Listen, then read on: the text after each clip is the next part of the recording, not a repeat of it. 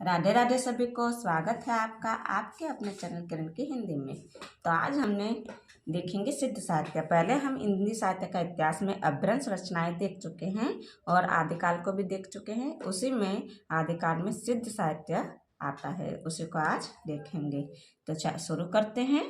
बौद्ध धर्म से निकली वज्रयान शाखा के तांत्रिक योगियों को सिद्ध कहा जाता है। ये क्वेश्चन आ जाता है कि सिद्ध किसे कहा गया है, तो वज्रयान शाखा के तांत्रिक योगियों को सिद्ध कहा जाता है। कहाँ से निकला है ये? बौद्ध धर्म से। कौन सी शाखा है? वज्रयान शाखा है। छोटे छोटे क्वेश्चन बहुत ही इम्पोर्टेंट होते हैं। सिद्धों की संख्या कितने मानी गई है? 84 माने गए हैं। सिद्धों की संख्या भी पूछे जाते हैं, कितने होते हैं? 84। उसी के नाम देखेंगे, 84 सिद्धों के नाम देखेंगे। लोहीपा, सबरीपा, गोरक्षपा, तंतिपा, कर्णपा, सीलपा, दोंगदीपा, कंकड़पा, तंदेपा, महिपा, भूसुकुपा, कमरिपा, धोकरिपा, जोगीपा, जयानंत, बलीपा, कनकलापा, ये योगिनी हैं। अभी टीजीटी में क्वेश्चन आ गया था कि इन योगियों में से कौन सी योगिनी नहीं है, तो उसमें से ये याद रखनी है कि कितनी योगिनियाँ दी हैं? 4। उसमें से किसी एक का नाम बदल के दे दिया जाता है। उदरीपा, सर्वभक्षपा, लीलापा, सरहपा, चौरंगीपा, चमरीपा, कर्णरीपा, तिलोपा, अजागीपा, कमरीपा, कुक्करीपा, अचिंतीपा, इंद्रभूति, जालंधरपा, मेदिनीपा, चैलुकपा, चरपटीपा, कमुरपा, कलकलपा, कपालपा, नागबोधिपा, विरूपा, कंकालिपा, वीणापा, खड़कपा, थनगपा, छत्रपा, कालपा, डेंगीपा, कुचपा, बल्लभपा, मेकोपा, राहुलपा, पंकजपा, गुंडरीपा, चंपकपा, चंपरीपा, कंतालिपा, कीलपा, दारिकपा, डोंबिपा, मीनपा, शांतिपा, नागार्जुन, नारोपा, भद्रपा, धोम्बिपा, भदेपा, धर्मपा, नलिनपा, कुठालिपा, धर्मरिपा, घंटापा, निर्गुणपा, भेनकपा, भिखनपा, मणिभद्रपा, ये भी योगिनी है। और दहुरीपा, सागरपा, उत्तरीपा, पन्हपा, समुद्रपा, कोकालिपा, बलिपा, अनंगपा, लुचिकपा, लक्ष्मीकरा, ये भी योगिनी है। गृहदासी, ये भी एक सिद्ध साहित्य का रचनाकार हैं। तो इसी के 84 सिद्धों के नाम हैं और इसमें से पूछा जाता है कि जैसे पे इसमें से कौन से सिद्ध साहित्य नहीं है।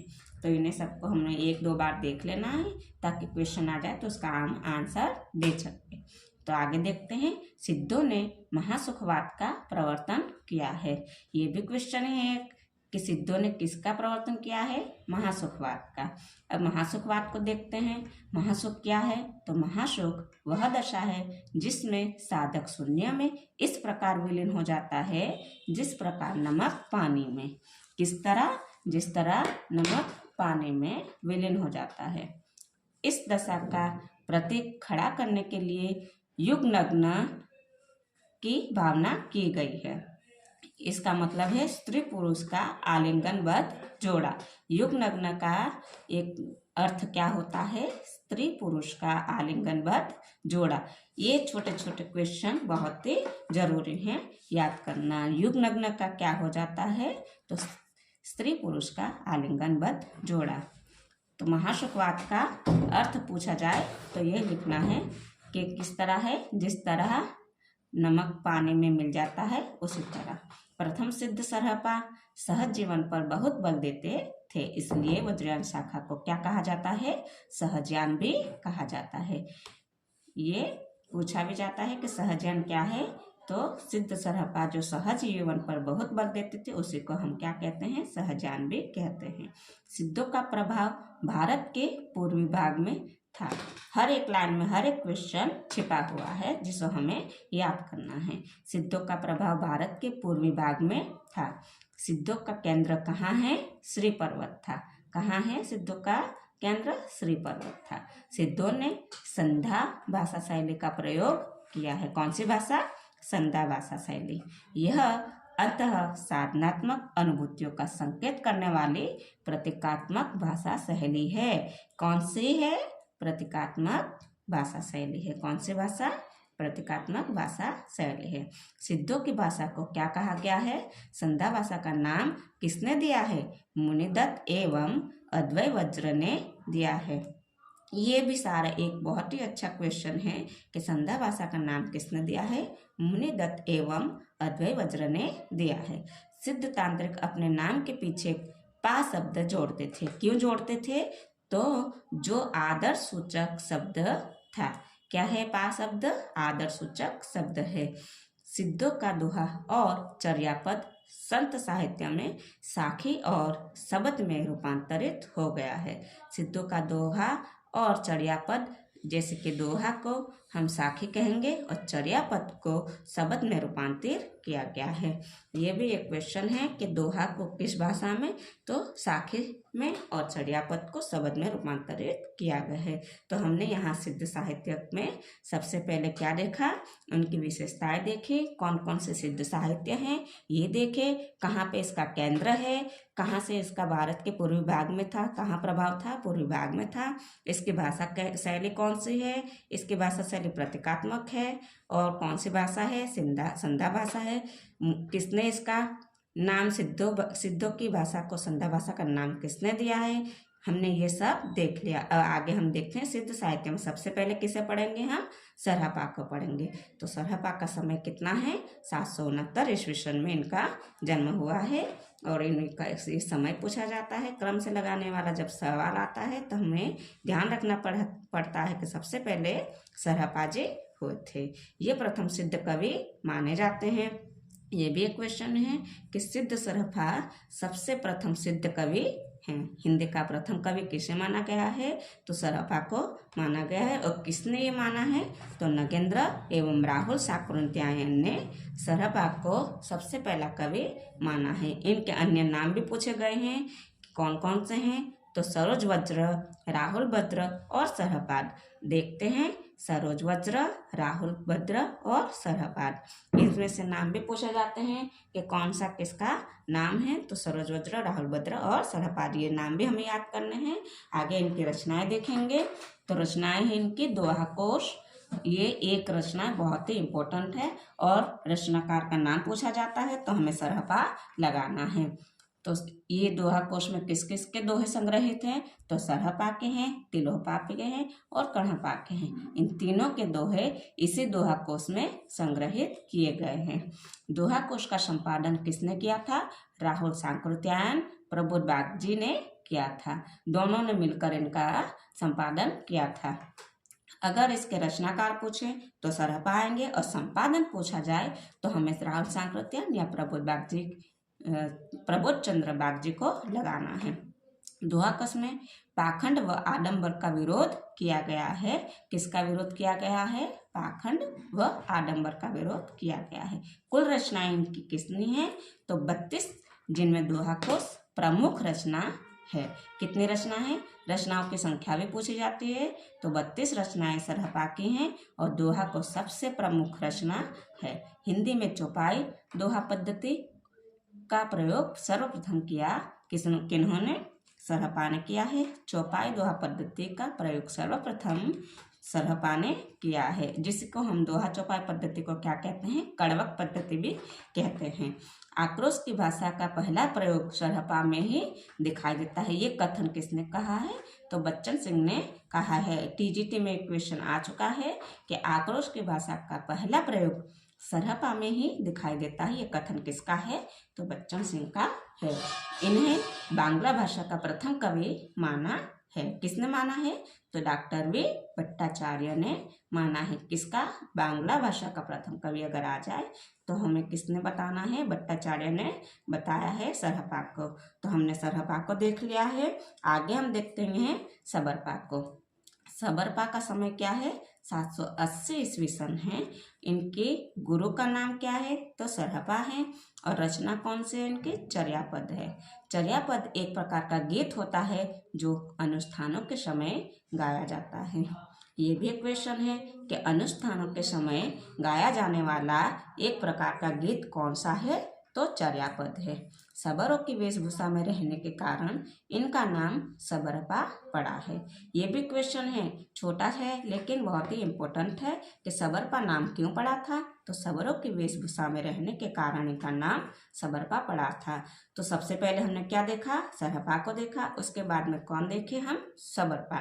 तो सरहपा का समय क्या था? 769 ईस्वी सन था और सबरपा का समय 780 है। तो क्रम से लगाने का क्वेश्चन में क्या करेंगे? सबसे पहले सरहपा लगाएंगे, उसके बाद में सबरपा को लगाएंगे। आगे हम देखेंगे लुइपा को। लुइपा का समय है 773 ईस्वी सन और इनके गुरु हैं सबरपा। सिद्धों में सबसे ऊंचा सम्मानजनक स्थान कौन सा है? लुइपा का है। तो सब हमने क्या देखा कि सिद्धों में सबसे ऊंचा स्थान अगर पूछा जाए सम्मानजनक तो लुइपा के है। और सबसे प्रथम रचनाकार पूछा जाए तो सरहपा आ जाएंगे। कौन आ जाएंगे? सरहपा आ जाएंगे। अगर सम्मानजनक पूछा जाए तो लुइपा आ जाएंगे। आगे देखते हैं दोम्बेपा को। दोम्बेपा का समय है 840 ईस्वी सन। उनके गुरु का नाम है विरूपा और कुल रचनाएं इन्होंने 21 बताई हैं। दोम्बे गीतिका, योगचर्या और अक्षर। तो हमने आगे देखा है सरहपा को, सबरपा को और दोम्बेपा को।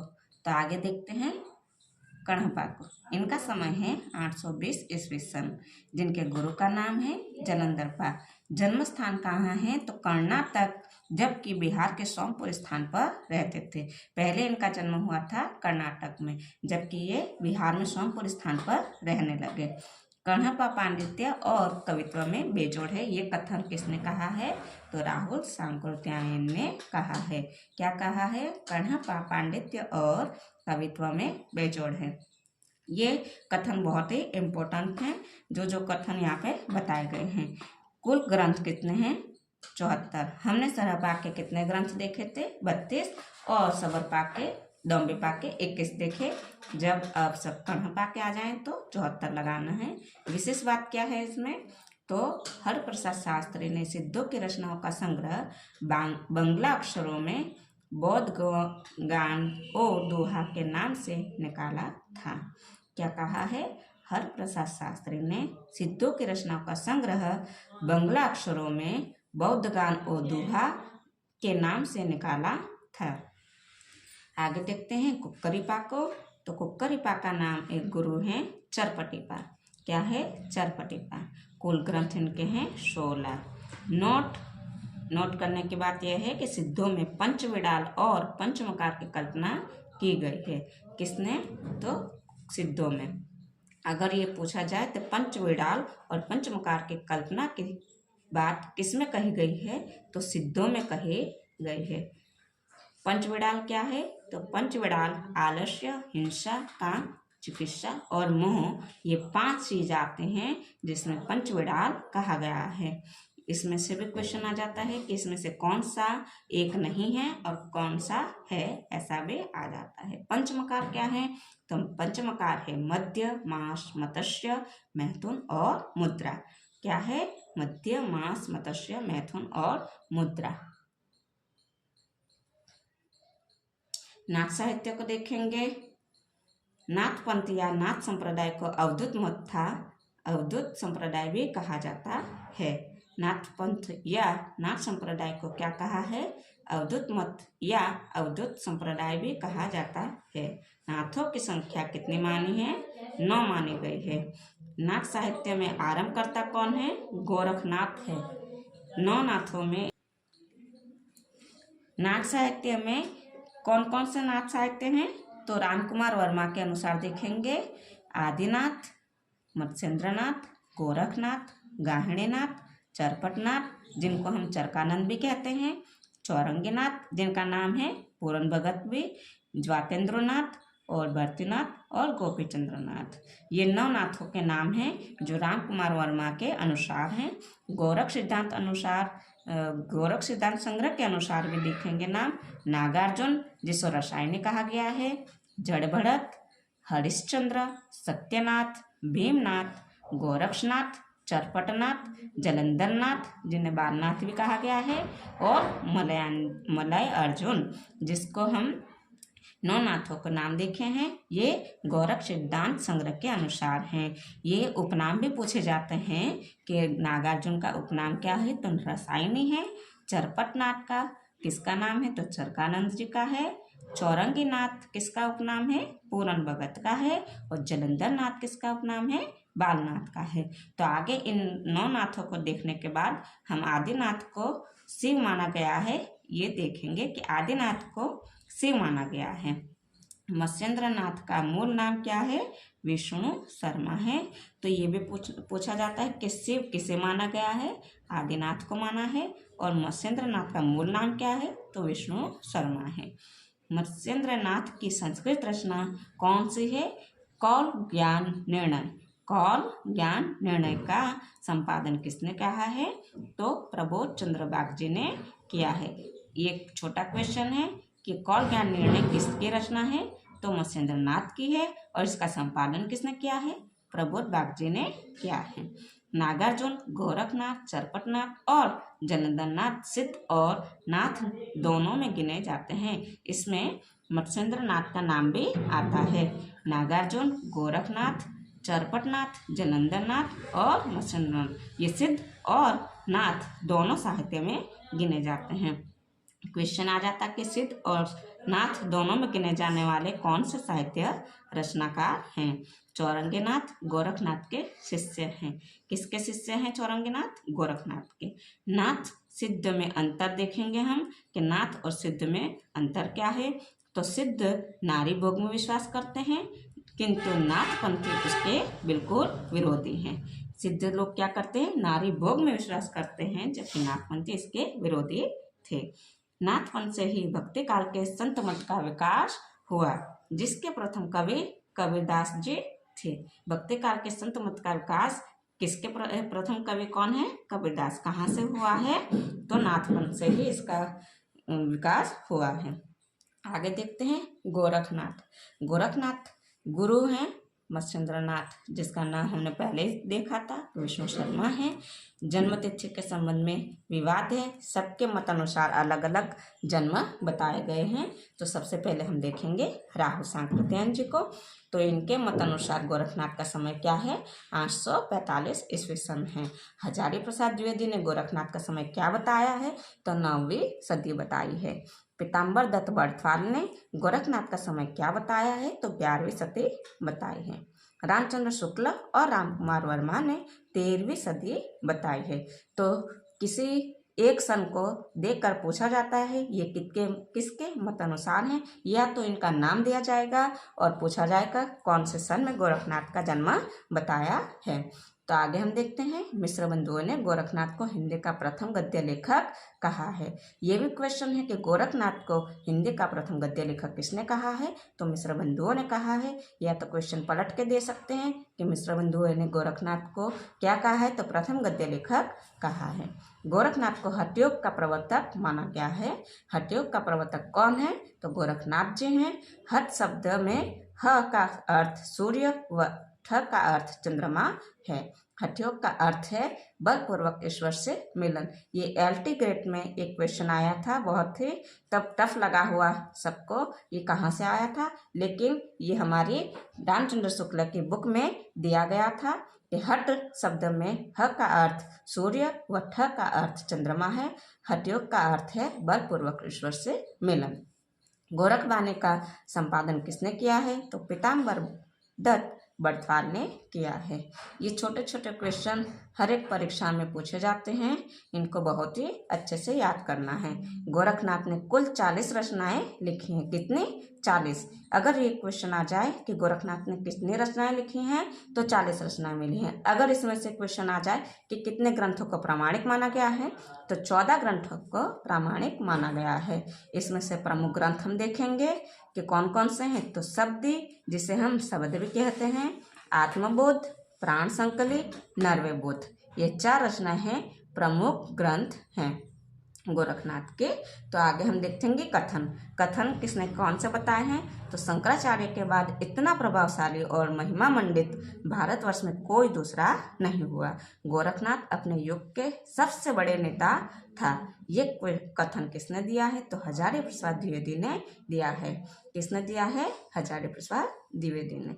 नौ लखी पातड़ी आगे नाचे पीछे सहज अखाड़ा, ऐसे मन न जोगी खेले तब अंतर बसे भंडारा। ये कथन किसका है? तो गोरखनाथ जी का है। तो आज हमने सिद्ध साहित्य और नाथ साहित्य को देख लिया है, जो हमारे लिए पेपरों में बहुत ही पूछा जाता है। तो आज तक के लिए सबको राधे राधे और धन्यवाद।